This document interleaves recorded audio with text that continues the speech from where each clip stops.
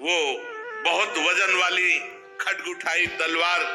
अब ये तो ब्रह्म स्वरूप महापुरुष, वो रज और तम से मिश्रित स्वभाव वाला दस्युराज उन्मत्त होकर के जो ही ऐसे तलवार उठाई, एक तो ब्रह्म ऋषि, दूसरे ब्रह्मबोध संपन्न, शरीर राग रहित ब्रह्मबोध संपन्न महापुरुष के जेव ही गर्दन पर तलवार प्रहार करने के लिए की, भद्रकाली के शरीर में ब्रह्म तेज से आग पैदा हो गई।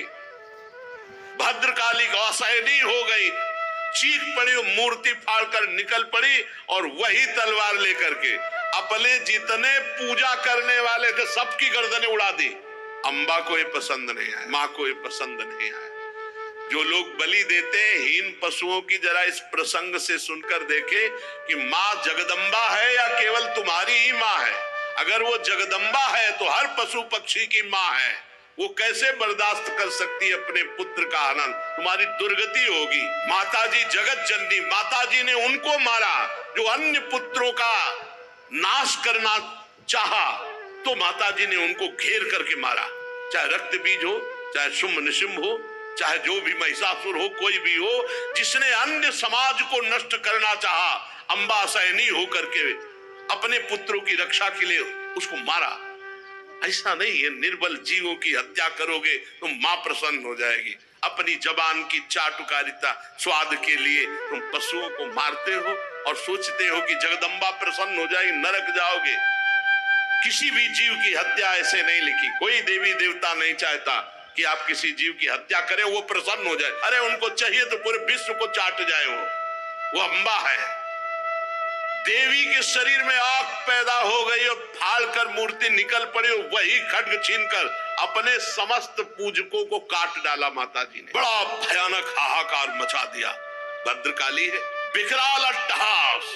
ये देखो ब्रह्मबोध संपन्न हुआ, रस्सी से बांध लाए तो बंध के आ गए, नहा दिया तो नहा लिया, खवा दिया, गर्दन झुकाओ, गर्दन झुका दी, अम्बा प्रकट हुई, सबको काट डाला। अब कोई बांधने वाला ले तो चल दिया। ये है ब्रह्मबोध संपन्न महापुरुष की स्थिति। और माताजी अट्टहास करके गरज रही, केवल भरत जी वहां जिंदा है और सबको मार डाला, सबको काट दिया माताजी। सत्य है एवमेव खलु महदविचाराति क्रमः कार्श्रेणात्मने फलति। सत्य है कि जो महापुरुष का अपराध करेगा सर्वनाश हो जाएगा, कोई भी हो। महापुरुष के अपराध से डरना चाहिए। दैवी शक्ति भी रक्षा नहीं, अपने उपासकों की गर्दनें काट दी। जो देहाभिमान रूपी सुदृढ़ ग्रंथि जिनकी नष्ट हो चुकी है, समस्त प्राणियों की जो आत्मा है वैरहीन है, साक्षात ऐसे ब्रह्मबोध संपन्न महापुरुष का अपमान भद्रकाली भी नहीं सह पाई। भद्रकाली के शरीर में आग पैदा हो गई और मूर्ति फोड़कर प्रकट होकर अपने उपासकों को काट डाला। भगवत भक्त परमहंसों के लिए देखो, सिर कटने का अवसर आने पर भी कोई भय नहीं और बच गए तो कोई हर्ष नहीं, उठे और चल दिए। आराम से मस्ती से जा रहे थे, खूब पूजे, तिलक लगे, खाए पे, नए कपड़ा पहने, मस्ती से। उधर सिंधु सौवीर देश का राजा रहुगण, ये वही रहुगण है हिरण, भरत जी के कर कमल से द्वारा पोषित। अब ये भला कर सिंधु सौवीर देश का राजा, और ये जा रहे थे कपिल भगवान से सत्संग करने, पालकी में बैठ के। कहा था ना भरत जी ने हिरण के रूप में जब ये थे कि बेटा तेरा सर्वत्र मंगल हो, अर्थात मैं तेरा सर्वत्र मंगल करूंगा। पालकी पर चढ़कर जा रहा था, जब इक्षुमती नदी के किनारे पहुंचा तो पालकी उठाने वाले कहारों के जमादार की एक कहार को बुखार आ गया और वो डगमगाने लगी, पालकी असमर्थ। तो कहा भाई नया किसी को खोज लो, राजा है वो तो हुक्म पे। तो इन्हीं को देखा, बढ़िया नए कपड़ा पहले, खीर पाए, तिलक लगवाए, आ रहे थे। सोचा ये बहुत हष्ट पुष्ट मनुष्य है, जवान है, बैल जैसी ताकत है, बहुत बढ़िया कहार का, गोखर बद्धुरम बोढ़ मलमिति पूर्वविष्टि ग्रहित ही। ये तो अपार बल रखता है, जैसे बैल में, जैसे पुष्ट जानवर में ये बोझा तो बढ़िया ढो सकता है। चलो चल दी। आज तक अभी उपदेश नहीं दिया, पकड़े हुए कहारों के साथ इनको लगा दिया। अब वो कहार जो राजा की पालकी में होते वो शिक्षित होते हैं। महाराज तो मस्त बहुत बढ़िया कहार मिल गया। महात्मा भरत जी इस कार्य के योग्य तो बिल्कुल नहीं थे। चुपचाप 4 कहारों के बीच में एक में इनको एक तरफ लगा दिया। अब ये केवल पृथ्वी में देखते थे कि कोई जीव पैर के नीचे दब न जाए, क्योंकि महात्मा ऐसे ही चलते हैं दृष्टि नीचे करके। अब दूसरे कहार तो केवल एक बाण पृथ्वी थोड़ी देखते, वो तो पूरा अशिक्षित है और ये तो आराम से देख करके, और ये इतने तगड़े बलवान कि अगर कदम रोक दिए तो तीनों के कदम रुक गए, क्योंकि बलवान है पकड़े हुए। अगर वो संभाल के लंबी टांग मारे तो तीनों मुंह भरा हो रहे। राजा रघुगण ने कहा है ये क्या प्रमाद है, पालकी डोल रही, पालकी हिल रही है, ये ऊंची ऊंची हो रही है। कहारों ने डर कर कहा महाराज की जय जय हो, आप चाहें तो हमें दंड दे सकते हैं पर हम निर्दोष हैं। ये जो नया कहार आया है सारा दोष इसी का है। महाराज हमारा प्रमाद नहीं, हम तो नियम के अनुसार पालकी चला रहे हैं। ये नया कहार जो आया है ये बहुत बलवान है, ये जैसा हिला डुला देता वैसे पालकी हिल डुल जाती है। ये जल्दी जल्दी ठीक से हमारी तरह नहीं चल रहा है महाराज। राजा रघुगण ने सोचा संसर्ग दोष उत्पन्न हो जाएगा तो फिर सब में दोष आ जाएगा, इसलिए इसको दंड देना चाहिए, इसका प्रतिकार करना चाहिए। ये अपनी तो चाल बिगाड़ ही रहा है, हमारे और कहारों की चाल बिगाड़ रहा है। रघुगण क्रोधित होकर, यद्यपि उसने महापुरुषों का सेवन किया था, लिखा है महापुरुषों का सेवन किया था, मतलब कपिल भगवान से सत्संग करने जा रहा तो कोई छोटा मोटा थोड़ी सत्संगी, तो कौन है, भरत जी के द्वारा सत्संग प्राप्त किया हुआ, दुलार प्राप्त किया हुआ। थोड़ा क्रोधित होकर के व्यंग भरे वचन कहा कि ये नए कहार, अरे भैया हमें लगता है तुम बहुत दुबले पतले हो, क्योंकि बहुत हष्ट पुष्ट थे। व्यंग वचन, हमें लगता है तुम बहुत थक गए हो। अच्छा तुम्हारे साथियों ने सहारा भी नहीं दिया। अच्छा ऐसा लगता है तुम पूरा बल लगाकर अकेले पालकी ढो रहे हो। तुम्हारा शरीर तो बहुत पतला है, मोटा ताजा तो है नहीं। हमें लगता है तुम जवान भी नहीं हो, बुढ़ापा ने घेर रखा है। बार बार ताना मारता जड़ भरत जी के ऊपर। चुप वैसे पालकी, कुछ नहीं, ना मानो सुनाई ही नहीं दिया। भरत जी की दृष्टि में जैसे पालकी वैसे शरीर, पंचभूतों से रचित पालकी, पंचभूतों से रचित शरीर, और दोनों अविद्या के कार्य, और बोलने वाला भी अविद्या में युक्त, इसे कुछ नहीं बोले। किंतु पालकी अब भी सीधी नहीं चल रही थी। अब जैसे कई कई जगह 5-5 लाइन चीटी चलती है, ऐसे मारी छलांग तो ये तो कब पकड़े थे, नहीं तो नीचे आ जाते पालकी के। राधा रघुगण को बहुत क्रोध आया, आग बबूला हुए, अरे ये क्या, तू जीता ही मर गया है, तू मेरा निरादर कर रहा है, मेरा उल्लंघन कर रहा है, मालूम देता तो प्रमादी है। जैसे दंड पाणी यमराज का दंड निष्फल नहीं जाता, ऐसे मैं तुझे दंड दूंगा, तेरा इलाज करूंगा, तेरे होश ठिकाने लाऊंगा। जड़ भरत जी ने एक बार देखा कि इलाज तो गुरु हमने तुम्हारा कर ही दिया है इलाज तो हो ही गया है तुम्हारा, क्योंकि तुमको कांधे पे ले लिया, पहले भी कांधे पे लिया था और अब भी कांधे पे लिया है। हमें 3 जन्म लगे, अब तुम्हारा इलाज पक्का हो जाएगा। अनाप शनाप बातें रघुगण, उनको बड़ा पांडित्य का ज्ञान अभिमान था कि मैं बहुत ज्ञानी हूं रघुगण को। जड़ भरत जी ने देखा कि कच्ची बुद्धि, और मुस्कुराए। आज जिंदगी में पहली बार बोले महाराज। भरत श्री भगवत रसिक जी कहते हैं कि बोले ना बोले तो हृदय की ग्रंथि खोले। आज प्रवचन शुरू है महाराज जड़ भरत जी का। त्वयोदितम व्यक्तम अविप्रलब्धम भरतु समय स्याद् यदि वीर भारः गंतुर यदि स्याद् अधिगम्य मध्वा पीवेति रासौ न विदाम प्रवादः। तुमने जो कहा सब यथार्थ है जड़ भरत जी, मैं कोई उलहना नहीं दे रहा हूं। कितना हो भाग्य कि आज जिंदगी में आज जड़ भरत जी बोले नहीं, अभी तलवार चलने की स्थिति में भी नहीं बोले, आज तक नहीं बोले, मौन आज बोले। भार नामक कोई वस्तु है तो ढोने वाला कोई है ही, मार्ग है तो चलने वाला कोई है। मोटापन, पतलापन, ये सब शरीर के लिए है, आत्मा के लिए तो नहीं ना। क्या ज्ञानी जन ऐसी बातें करते हैं जैसे तुम करते हो? कैसे समझा रहे? जैसे बेटा को समझ। ये स्थूलता, मोटापन, कृष्णता, पतलापन, आधी, व्याधि, भूखो, प्यास, भय, कलह, इच्छा, बुढ़ापा, नींद, आसक्ति, क्रोध, अभिमान, शोक, ये सब देहाभिमानी को प्राप्त होते हैं, आत्मस्वरूप में नहीं। क्या सुंदर बात, क्या सुंदर बात। ये सब देहाभिमानी को प्राप्त होते, आत्मस्वरूप को नहीं। राजन, तुम जो कहते हो मैं तुम्हें दंड दूंगा, मार दूंगा, ये विकारी पदार्थों को, निर्विकार स्वरूप को, मेरे स्वरूप, बहुत। ये दोनों बातें जो मारना या जीना है, ये आदि और अंत वाले इसी शरीर के अंतर्गत की बात है, स्वरूप में नहीं। यशस्वी नरेश, स्वामी और सेवक भाव जहां स्थित होता वहां आज्ञा पालन होता। मैं आपका सेवक नहीं हूं, तुम हमारे स्वामी नहीं हो, तुम्हारी आज्ञा का पालन हमारे ऊपर लागू नहीं होता। तुम राजा हो, मैं प्रजा हूं, ये भाव होने पर तुम्हारा शासन लगता। मैं प्रजा नहीं हूं तुम्हारी, ये भेद बुद्धि मेरे में नहीं है, व्यवहार के लिए अवकाश नहीं है।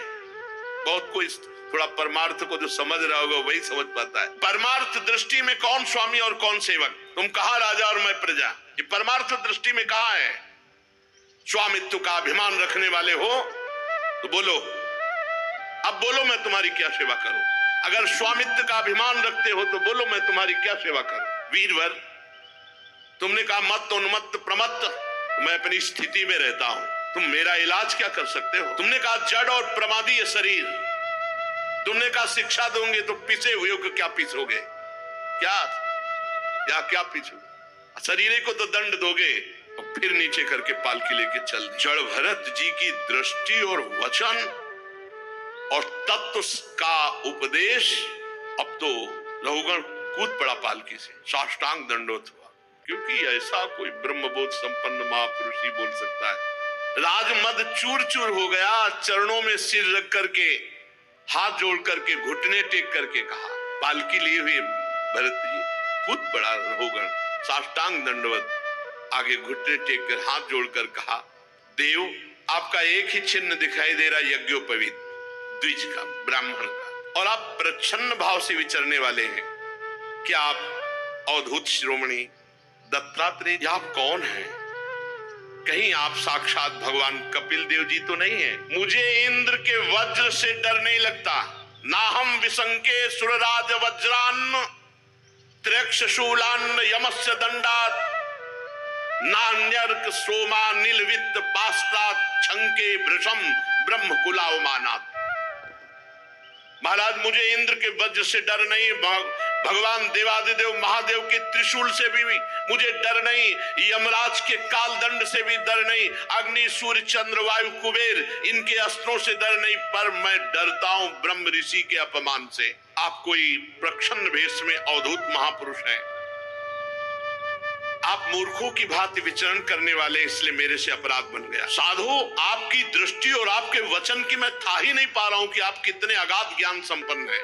मैं आत्मज्ञानी मुनियों के परम गुरु साक्षात भगवान श्री हरि की ज्ञान शक्ति के अवतार योगेश्वर भगवान कपिल देव जी के यहाँ सत्संग करने जा रहा था, सत्संग सुनने। क्या आप इस भेष में मुझे ज्ञान देने के लिए भगवान कपिल देव जी आए हैं? कौन हैं आप? अपना रूप छिपाकर विचरण कर रहे हैं। भला मुझ जैसे विवेकहीन पुरुष की कहां सामर्थ्य है कि आप योगेश्वरों की गति को हम जान सके? प्रभु, कि आप योगेश्वरों की गति को हम जान सके। प्रभु, आपके कुछ वचनों से मुझे संशय हो रहा है, मैं प्रश्न करता हूं। दृष्टा श्रमः कर्मत आत्मनो वैर भर्तुर गंतुर भवतस चानुमन्ये यथा सतो दान यनाद्य भावात समूल इष्टो व्यवहार मार्गे। आपने जो ये कहा कि शरीर को दंड दो या सम्मान दो या अपमान करो, कोई फर्क नहीं पड़ता, तो नहीं महाराज, फर्क पड़ता है। मैं युद्ध आदि में जब श्रमित होता हूं तो मेरा शरीर श्रमित होता है, तो मुझे अनुभव होता है कि मैं श्रमित हो गया। जब बोझा ढोया जाता है तब ये लगता है कि मैं थक गया, तो मतलब शरीर का थकना आत्मा का थकना लगता है। शरीर का पीड़ित होना मतलब आत्मा को पीड़ित होना पड़ता है। सही लग रहा है ज्ञान? अब देखो अपने लोगों को सही लग रहा है ना? यही अज्ञान है। रहुगण ने कहा कि जैसे युद्ध में कर्म किया जाता है तो अस्त्र लगते हैं, थकित होता है, तो जब शरीर को पीड़ा होती तो अपने को पीड़ा होती है ना। और आपने कहा शरीर का मान अपमान व्यापता नहीं है। बोझा ढोने पर शरीर को थकान होती तो अपने को लगती है ना थकान। मुझे ये बात समझ में नहीं है आपने जो कहा। क्या घड़े से जल लाना ये मिथ्या है? घड़ा मिथ्या है कि जल मिथ्या है? और घड़े से जल लाना रूपी क्रिया मिथ्या है? क्योंकि जड़भरत जी ने कहा शरीर और पालकी और जाने की क्रिया ये सब मिथ्या है। देह का सुखद या दुखद प्रभाव आत्मा पे पड़ता है, रहुगण ने कहा। जैसे आपने कहा नहीं पड़ता, माना। चूल्हे पे रखी है बटलोई और बटलोई में है पानी और पानी में है चावल, और जब अग्नि का ताप लगता है तो बटलोई भी गर्म होती है, पानी भी खौलता है, चावल भी पकता है। ऐसे ही जब शरीर को पीड़ा होती है तो अंतःकरण को पीड़ा होती है, जब अंतःकरण को पीड़ा होती है तो आत्मा को होती है। तो बिल्कुल सही करेक्ट लग रहा है, बहुत बढ़िया बोल रहा है, लेकिन ये आत्मज्ञान नहीं, ये देहाभिमान के अंतर्गत बात है। और आपने जो कहा कि दंड देना व्यर्थ है, हमारे को दंड देना व्यर्थ है, तो व्यर्थ कैसे हो सकता है? राजा का कार्य है प्रजा को शासन में लेना, उन दंडों को दंड दे करके ठीक करना। उन्मत्तों को दंड देना पिसे हुए को पीसने के समान व्यर्थ नहीं हो सकता। इसलिए भगवान की सेवा होती है उन दंडों को दंड दे करके पवित्र करना।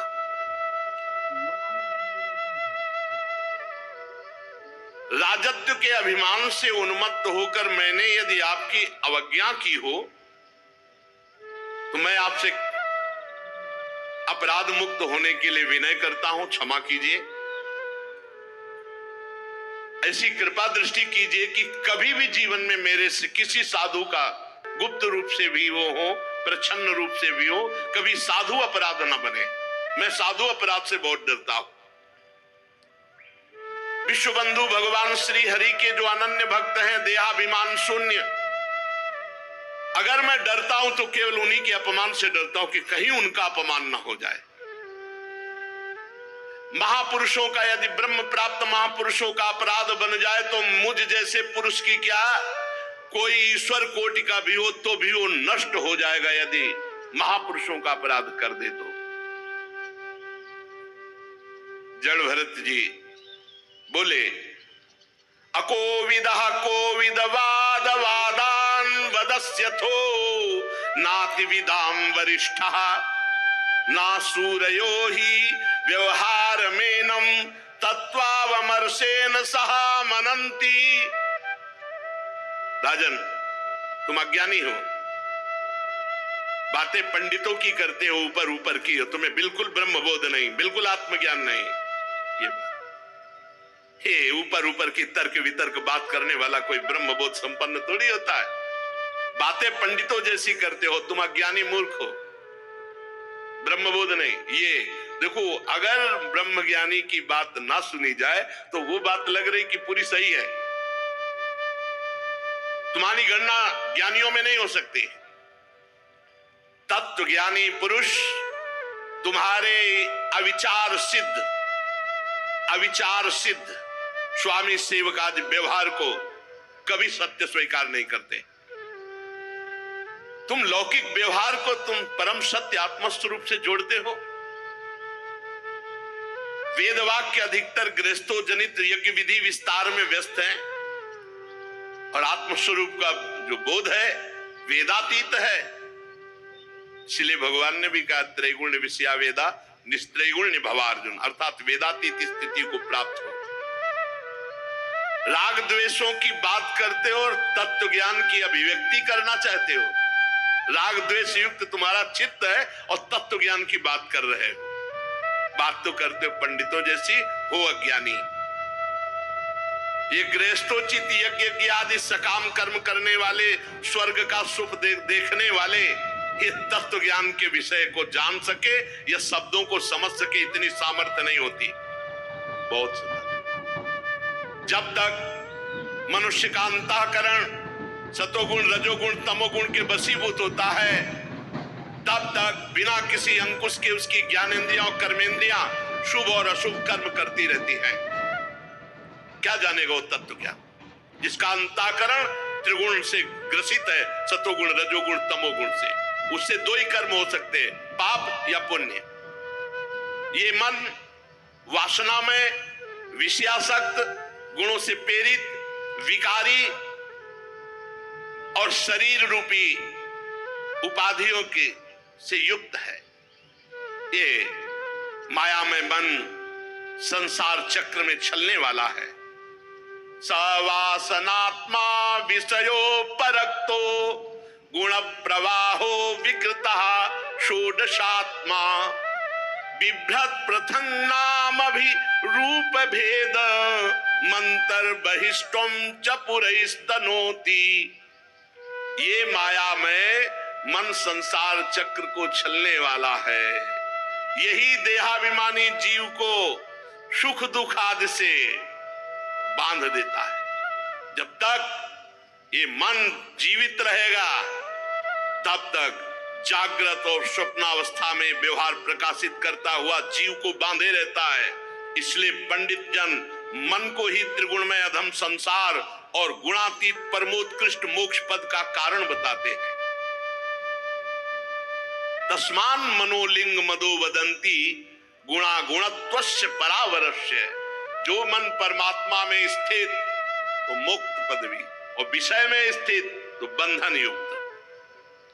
विषयासक्त मन जीव को संसार में फांस के रखता है और भगवदासक्त मन मोक्ष पदवी प्राप्त कराता है। जो वासनामय मन है वही बंधन युक्त है और जो निर्वासनिक परमात्मा चिंतन में तन्मय मन है वही मोक्ष पद है। घी से भींगी हुई बत्ती खाने वाले दीपक में तभी तक धुआं निकलता है जब तक घी है, और घी समाप्त हो गया तो अग्नि तत्व में लीन हो जाता है। उसी प्रकार जब तक विषय भोग है, विषय भोगों में सुख बुद्धि है, तभी तक ये कर्म बनते हैं, उनकी वृत्तियां होती हैं। और जहां विषय भोगों का भाव हट जाता है तो सब शांत हो जाता है। न दीपक न बत्ती न आग, ऐसे न संकल्प न कोई क्रिया न कोई भोग वासना।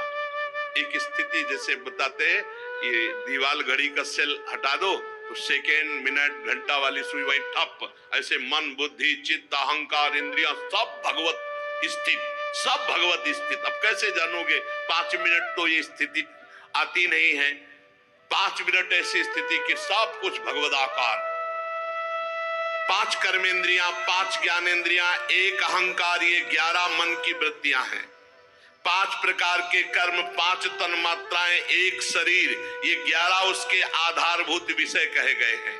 गंध रूप स्पर्श रस शब्द, ये 5 ज्ञानेंद्रियों के विषय हैं। मल त्यागना, संभोग करना, गमन करना, भाषण करना, लेना देना, ये 5 कर्मेंद्रियों के विषय है। और शरीर को ये मेरा है, मैं हूं, ऐसा ये अहंकार का विषय है।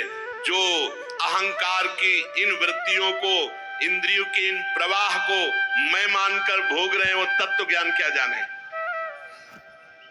मन की ये 11 वृत्तियां विषय, संस्कार, स्वभाव, कर्म और काल के द्वारा सैकड़ों हजारों करोड़ों भेदों में परिणित हो जाती है। किंतु सत्ता, क्षेत्रज्ञ, आत्मा के प्रकाश से ये प्रकाशित है। आत्मा में इनका कोई प्रभाव नहीं,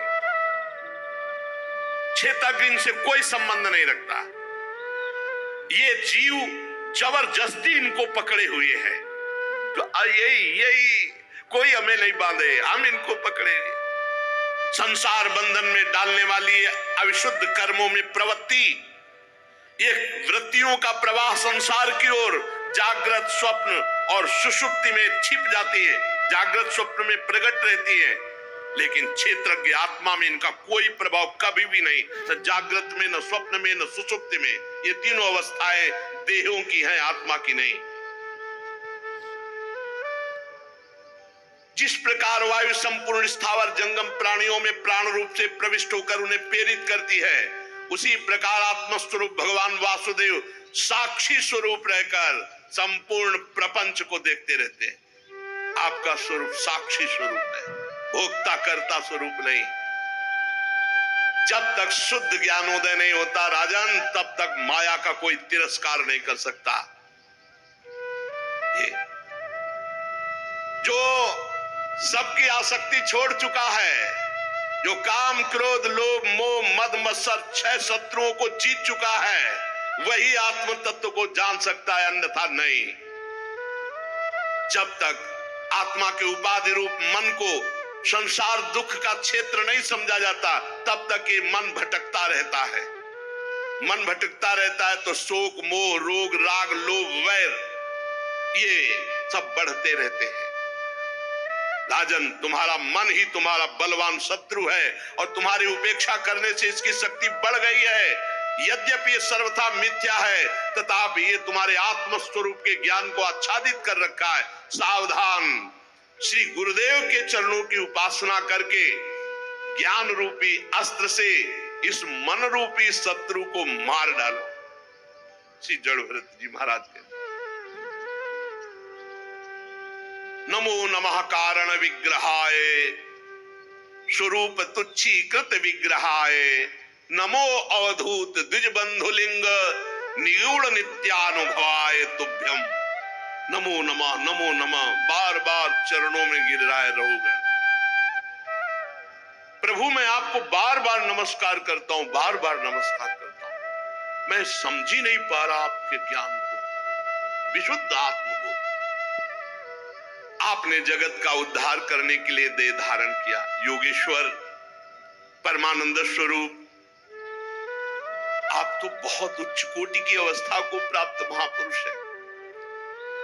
एक जड़ ब्राह्मण का वेश धारण किए हुए नित्य ज्ञानमय स्वरूप को जन साधारण की दृष्टि से ओझल किए हुए अपने को पागल जैसा दिखाने वाले, हे अवधूत शिरोमणि, नमो अवधूत द्विज बंधुलिंग निगूढ़ नित्यानुभवाय तुभ्यम।